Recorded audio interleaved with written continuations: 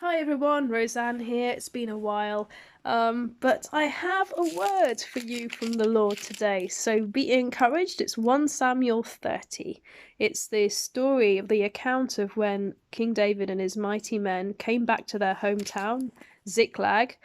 They'd been this was before King David was king. He wasn't king at this time. This was King Saul was king, and David was kind of exiled in as much as King Saul wanted to kill him, and David was roaming around with a group of followers. And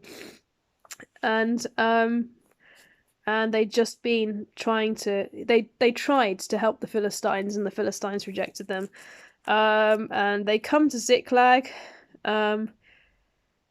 And it was 3 days after the Amalekites had attacked Ziklag, and they'd burnt it to the ground, and they'd taken the women and the children and anyone who was left there, they'd taken them away.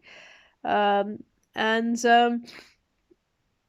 you know, David and his men, they're devastated, and they weep and they cry until they can cry no more.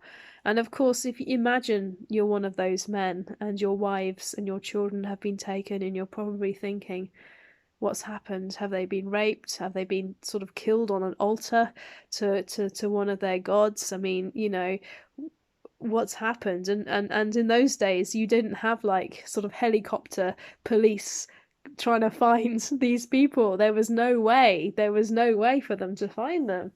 It must have been extremely frustrating and upsetting. Um, and both of David's wives as well. So,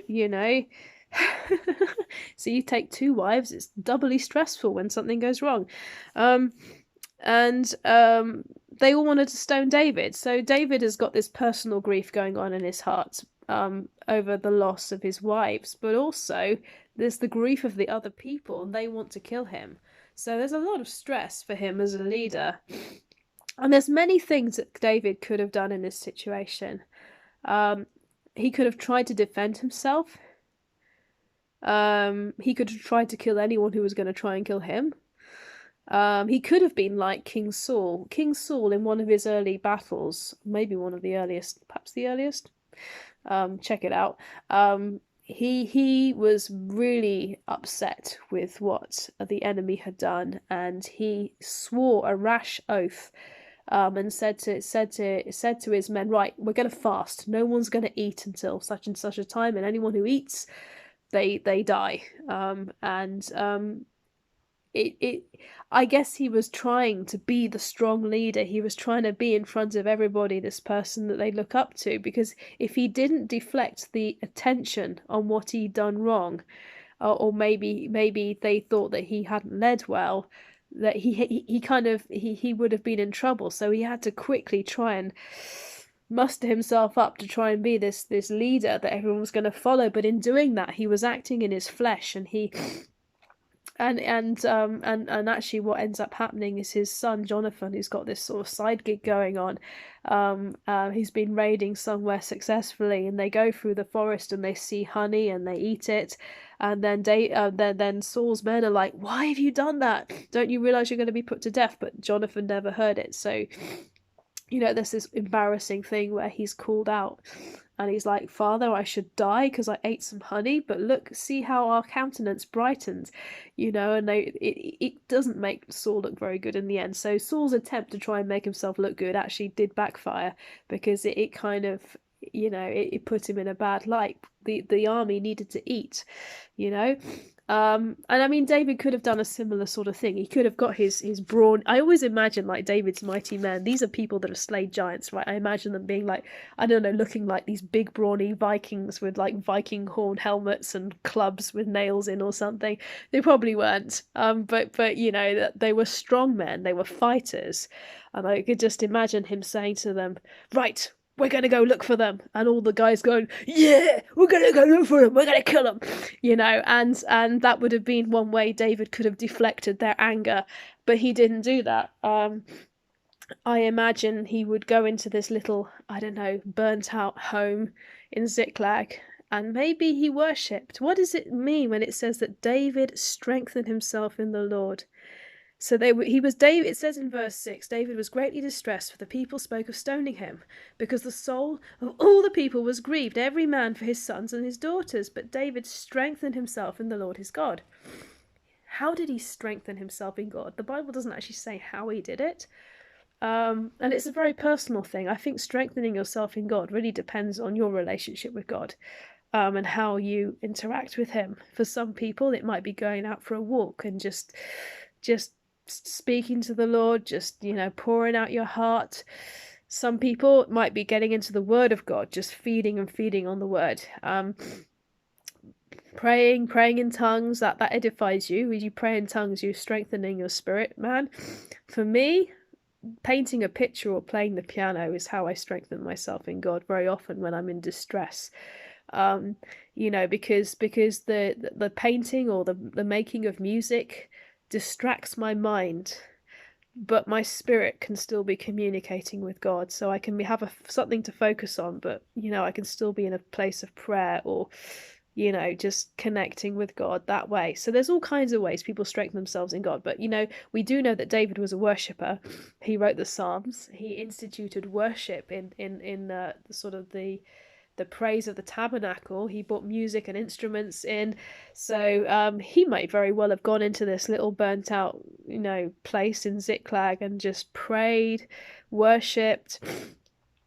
And then he comes to Abiathar the priest, and in verse 7, and he says, "Please bring the ephod here to me." And Abiathar brought the ephod to David. So David inquired of the Lord, saying, "Shall I pursue this troop? Shall I overtake them?" And he answered, "Pursue, for you shall surely overtake them, and without fail recover all." Okay, so that's a wonderful promise from God. And I love the fact that King David didn't go to Abiathar going, "What shall I do? They want to kill me. Give me some plan." Or, what you inquire of God for me, because I feel like I've let everyone down. He didn't do that. King David, although he wasn't king at that point, but he was going to be king. Although he was many hundreds of years before Christ, he had understanding that he could approach God directly. He didn't need to sort of just ask the priest or inquire of the priest. He just went to God directly. He got the ephod, which is what they wore for listening to God, as a remembrance of who God was for Israel. And he inquires, and God gives him the answer. So there we go. When you're in a place of emotional distress and turmoil because something dreadful has happened, strengthen yourself in God. Don't start blaming people. Don't start like David's men tried to blame him. Don't start kind of trying to act in your flesh to be seen to do something. Strengthen yourself in God, and then inquire as to what he's going to say. So David went with 600 men. He's got this wonderful promise. They're gonna get everything, and then quite a number of them are not, they're just too tired. They're not up to fighting. So he leaves them behind, and he ends up with 400 that he goes with, and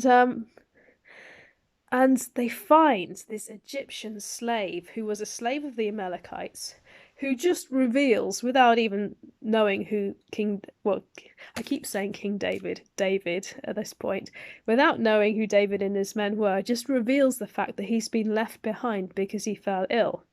And he'd been with the raid in Ziklag, and David's like, "Aha, can you take us to these people?" And the man says, "Well, yes, but don't turn me into my master, and please, spare my life." So they agree, and this Egyptian slave, who they've just amazing, God just brought them into his path.